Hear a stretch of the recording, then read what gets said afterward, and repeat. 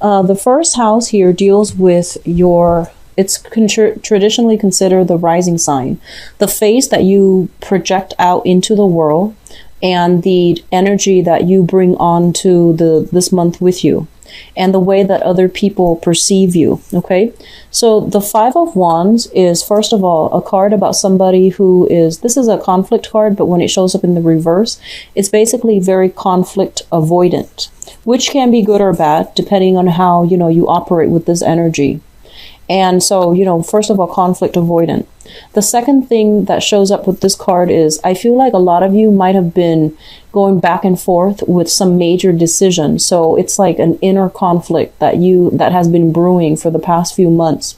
And finally, coming into January, you have either decided on something, or the conflict has alleviated, has left your life for good. Okay, so I feel like you're in a very genial type of mood. You're not looking for conflict. You're not looking for fights. And you are somebody that is quite diplomatic. And other people see you as somebody who is handling responsibilities. They're no longer struggling with between their mind and their heart. So somebody who's actually quite balanced. Okay, so that's the first thing moving into this month. The second house deals with your values and your money. And we have here the moon showing up in the reverse position. So the moon is actually your ruling card. And basically, you know, you are the sign that is heavily influenced by the moon. And with the moon, it indicates emotions, like things that are under the radar, things that are very like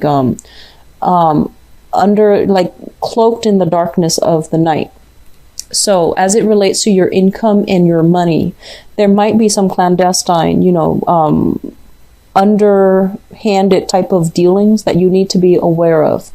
And if you are engaging in these type of clandestine operations in order to make money, that is also showing up as well. And as well as people working heavily during the night shift in order to make money. So in the mundane sense, it can be just working the night shifts, transitioning into work that requires staying up very late at night to make money. Or, you know, doing something like kind of covertly in order to make money. As it relates to your value system, because this card is in the reverse position, you want to be very, very careful, okay? First of all, I see conflict avoidant. And then second thing, I see you showing up in the reverse position. And this is also the card of Pisces, but the point being here is that you really need to stick to your guns. If somebody is doing something that you feel like is morally questionable, you need to call them out on it. And I feel like you might not do that this month, okay? For whatever reason, there might be work constraints. It might be something that is authorized by somebody who should know better, or you believe like, oh, you know, if it's authorized by the person in a position of authority, then obviously it's okay. But if it doesn't really, you know, pass that moral judgment test, you might need to bring certain things into question, okay? So like bring it up to a supervisor's attention, for example. So I do feel some unquestionable things happening in the money income department, and it might affect your work. So just be careful about that, okay? Others of you, in terms of how you make money, you might be linked up here with a Pisces person, so male or female. And this is somebody that might be coming through with income generating activities. Pisces is also, you know, the energy is heavy for creativity as well. And I do see art, music, creativity. So some creative projects that are coming through. You might have a business partner that is also linked up with this house, okay? So a business partner, somebody bringing a lot of ideas. Some of them might not be realistic, but I do feel it's important for you to be discerning and to pick and choose how you make money and you know, where your values are as well, okay? So it's a mixed bag, but I do feel it's important for you to really stand up for the things that you believe in your value system. All right. So if something doesn't pass that, you know, moral judgment test, then bring it up to somebody else's attention. All right. Third house deals with siblings and your communication. We have here the King of Cups in the reverse. So this is if you have siblings, step siblings, if you're in a blended family, even adopted siblings, whoever it is that you consider siblings, okay? This is going to be a sibling of yours, possibly an older brother or an older sister. So another Pisces, Cancer, Scorpio. This is somebody who is a little bit irresponsible, and I feel like they are, I feel almost like, they can be younger than you two, but the energy is somebody who's very fixed in their opinion. And they might be operating from a place of, lack of sympathy, lack of empathy for other people. And I feel like they have the potential to be very loving, very nurturing at their best, but at their worst, they can be a little bit controlling, a little bit manipulative. And I feel that you're going to hear a lot of information, news coming through for this month from this person, or related to the activities that this person is engaged in. And all of it is like cause for concern. And what I'm also feeling with this card here is it's somebody that needs a lot of attention. They need some caring, some nurturing. Okay, so I feel like this is somebody that you're dealing with as a sibling as well. If you are without a sibling, so if you are, for example, the only child, as it relates to your communication, and even for those of you with siblings overall, as it relates to your communication for this month, be very, very honest, be very straightforward, and be very, very truthful. This card indicates manipulation when it shows up in the reverse. So it's sort of like distorting the truth, manipulating the truth, hiding facts. And it's not like outright lies. It's very covert, very subtle, hard to catch in the act. And so I feel like many of you might be inclined to distort the truth, or might be inclined to, not reveal all the information. So like lying by omission. So I feel this is coming through from your communication overall. So be careful about this, okay? A lot of you might be in a position where you want to persuade an audience, and so you have to spin a story a specific way. So I feel that energy coming through, or you might be forced to do that in some way as it relates to your communication. But aim to be as truthful and as honest and as sincere as possible, because now your fourth house deals with the family and the early childhood environment that you grew up in. So it could be the family that you grew up in, or the family that you're hoping to create for yourself. And as well, it deals with the mother. Okay, so I feel like a lot of you, the Four of Wands, first of all, this is a card about marriage. This is a card about a stable home if it's in the upright position.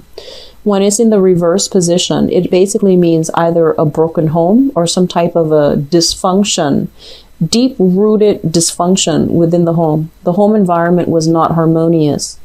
And it's surrounded by both of these cards, which indicates to me an air of suspicion, an air of like suppress passion, suppress rage, suppress like even hostility, something like that happening in the home environment. Okay. And what I'm also feeling as well in the home that you're hoping to create for yourself, I do feel some instability. There might be like a rent increase. There might be people moving in, people moving out in your home. So you might be subletting your apartment, for example, or you might be renting out your house, your physical environment, and letting new people come in. So there's some shifts, some changes in the home environment, and it's a little bit unstable. It's a little bit unsettling. And then for others of you, I feel like there's just overall movement in housing. Okay.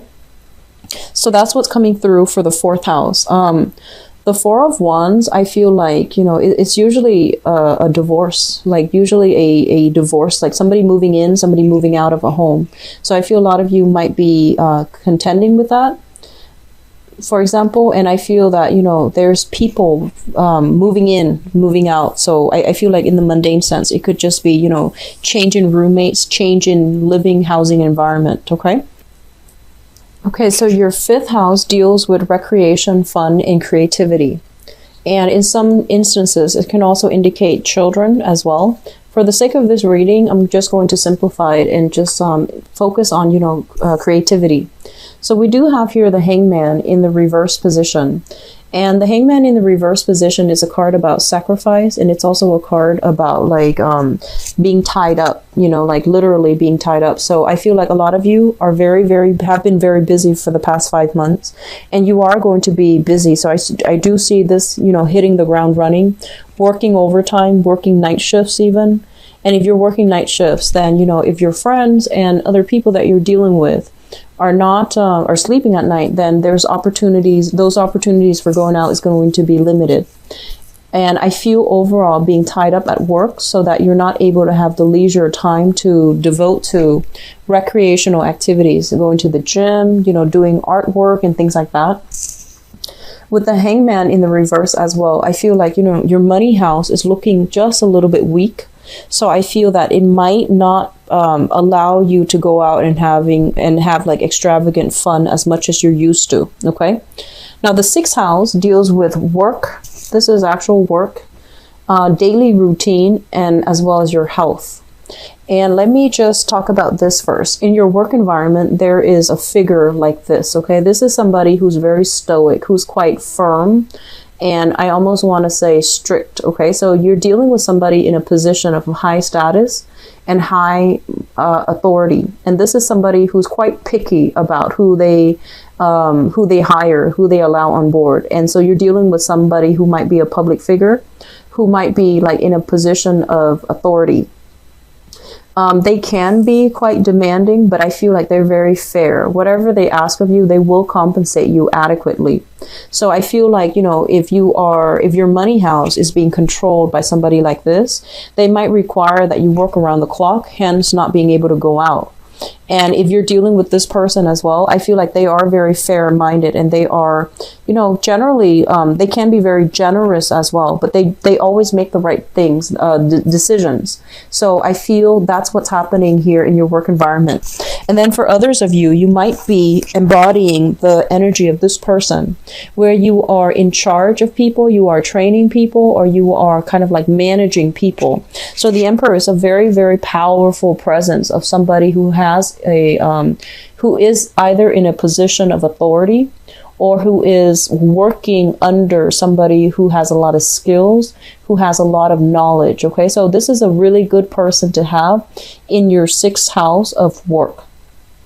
As it relates to your health with the Emperor, I do feel some health related issues coming through from the paternal side of the family. You might hear news of somebody through the paternal side having, you know, some health issues, or there might be some type of a hereditary trait passed down through the father's side, paternal side of the family. You know, I do see something related to I feel like they're saying like same patterns being repeated. So same living styles being repeated, same habits being repeated. So for example, if your father is a smoker and you take up smoking, that can be, you know, same patterns, same habits being repeated. And then the same health problems go along with that as well. So just be careful about your health. The Emperor is somebody that basically is the card of Aries. It also rules the head. And so I feel like a lot of you might be, your sleeping cycles are a little bit worrisome. So I feel like a lot of headaches, a lot of readjusting, a lot of lightheadedness, dizziness, headaches overall. Okay. I do see blur vision for some of you and things related to the head, even toothache affecting or invoking headaches as well. Okay. So just be careful about that. Whatever congestion or whatever like pain you are experiencing with the head for this month, it is really important to get it checked out, because I feel like it's going to be bothersome, and it's very deeply rooted as it relates to your daily activities, daily routine. I feel like a lot of you are in either like office job or in a position where a lot of people look up to you. And so what you say and what you do, it really matters. So you might have to change your routine because of that. You know, you might have always gone to the same shop, but now you have to go to a different shop, mainly to avoid the crowd. And I do see like, on the one hand, there's a lot of like, I feel like there's a lot of energy here for stagnancy, but with this energy, I feel like you might be a public figure and you're going to have to dodge the crowd. So you have to like switch up your routine somehow and finding a smart way to do that. I do see a lot of like bulking up for men and women Cancerian watching this, lifting weights, doing a lot of like upper body building.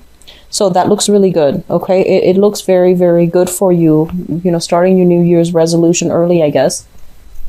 In terms of your seventh house, we have here the seventh house rules relationship, and relationship in work or relationships in, romance.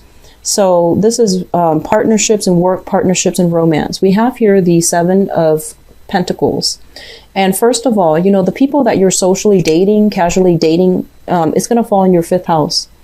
And the people that you are in a relationship with, either a marriage, living together, etc., it's going to fall in your seventh house here. And this is the card that represents stable relationships and partnerships. If you are in a partnership for work with another person, I feel that a lot of you are waiting on some joint financial ventures. You might have applied for loans and you're waiting to hear back from those institutions to see if you would qualify for those loans. And it's a very positive card that basically means things will start to come in for you. Okay. You might also be in a position where a lot of people are soliciting you to partner up with them romantically or even in partnership, and you're doing some reassessment. And I feel that, you have a lot of things on your plate right now when it comes to income and work. You might have to be selective and you might have to turn down some options. Okay. So it's overall, it looks good. In terms of romance specifically, I feel that a lot of you might be in a position where, be very careful about this. And I feel like you're in a position where you're reassessing a state of your relationship. And what I mean by that is, I feel like you're involved with somebody, right, who is a little bit just, they have a lot of redeeming qualities, like they're a great person. They have a good heart. And I feel that, there's like one minor thing that you don't like about them. It might not even be minor, but let's just say, they have like 6 really, really amazing qualities that you absolutely adore. And then they have this one thing that you don't like. And for some reason, you're not looking at the whole package. You're looking and dwelling on this one thing that you don't like. So be very careful of the tendency to like dwell on the negatives when it concerns your romantic partner, or even holding a grudge, or even like, being too critical of them and touching on this sore spot or this sensitivity that they have. So just be very, very courteous of the other person, okay? So I feel that's what's happening in your romantic sector, and I would advise you just, I see this energy coming through a lot for Cancers. So don't dwell on the negatives. The person you're involved with, I feel like they have a lot of redeeming features. And likewise, the energy can flow both ways. You might be involved with somebody who's doing this to you as well. And so just keep, that into perspective, okay? And it's very, very easy to nitpick for anybody. It is easy to nitpick, but it's also more meaningful to look at that person and to really like absorb all the good qualities that they have, okay? So the 8th house deals with joint finances. The 8th house is actually really complicated in astrology because it deals with death, sex, rebirth, regeneration. For the purposes of this reading, and just because I'm looking at this to provide guidance, I'm just going to say joint finances overall. What we have here is the Lovers, and the Lovers is, it's a very, very positive card that basically means some contract being signed between people, some type of an engagement, some type of I guess coming together, like joining together in order to make money. And I feel that, both parties are on board, both parties are fair, and both parties are very similar. Like they're, one person is like taking on one aspect of the business, and the other person is taking on the other, for example.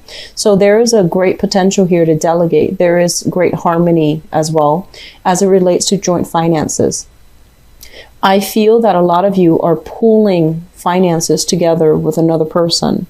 And then I feel that for others of you, you're finding